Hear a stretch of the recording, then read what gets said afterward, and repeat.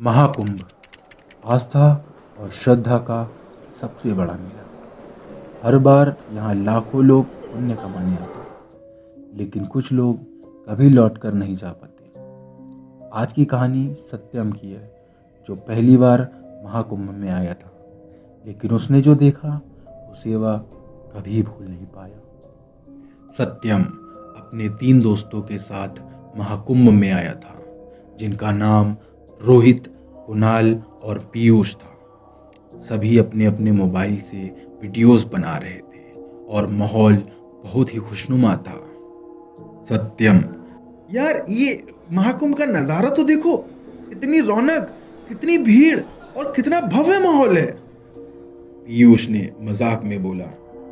लेकिन मैंने तो सुना है यहाँ कई रहस्यमयी घटनाएं भी होती हैं। कुछ लोग स्नान के लिए तो जाते हैं और फिर कभी वापस नहीं आते। रोहित हंसते हुए कहता है, अबे ये सब कहानियां हैं, डराने के लिए बनाई गई बातें हैं बस, और कुछ नहीं।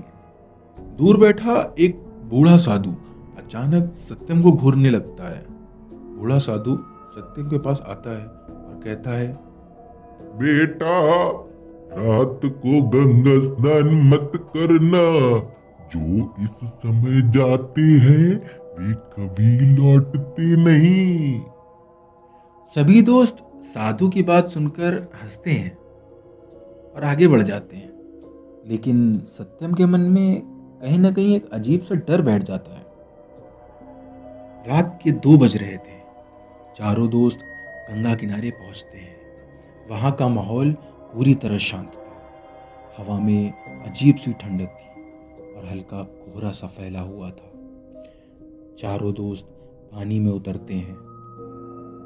सत्यम संकोच करते हुए बोला, यार कुछ अजीब सा लग रहा है, कहीं सच में कुछ हो ना जाए। रोहित हंसते हुए कहता है, अबे यार तू भी ना, बस जब देखो डरता रहता है। चल चल, अच्छा डुबकी तो मार। जैसे ही सत्यम डुबकी लगाता है, उसे पानी के अंदर किसी के फुसफुसाने की आवाज सुनाई देती है। मेरी जगह खाली कर, मुझे मोक्ष चाहिए। सत्यम घबराकर पानी से बाहर आता है, लेकिन उसकी टांगों में भारीपन महसूस होता है, जैसे कोई उसे नीचे खींच रहा हो। पानी में हलचल होती है और एक परछाई सत्यम के पीछे उभरती है। वो एक औरत थी, जिसकी आंखें गहरी और काली थी और चेहरा बहुत ही भयानक था। सत्यम डरते हुए, कोई मेरा पैर पकड़ रहा है, बचाओ बचाओ। उसके दोस्त उसे बाहर खींचने की कोशिश तो कर रहे थे, लेकिन वह आकृति उसे अंदर खींचने की कोशिश कर रही थी। तभी अचानक एक जोरदार चीख सुनाई देती है और सब कुछ शांत हो जाता है। सत्यम बेहोश हो जाता है। जब उसकी आंखें खुलती हैं तो वह किनारे पर पड़ा होता है, लेकिन उसके दोस्तों की आंखों में डर साफ साफ दिख रहा होता है। अगली सुबह सत्यम और उसके दोस्त एक स्थानीय पुजारी के पास जाते हैं और उसे सब बताते हैं। पुजारी का चेहरा एकदम गंभीर हो जाता है। पुजारी गंभीर होकर बोलता है, तुमने बहुत बड़ी गलती कर दी बेटा।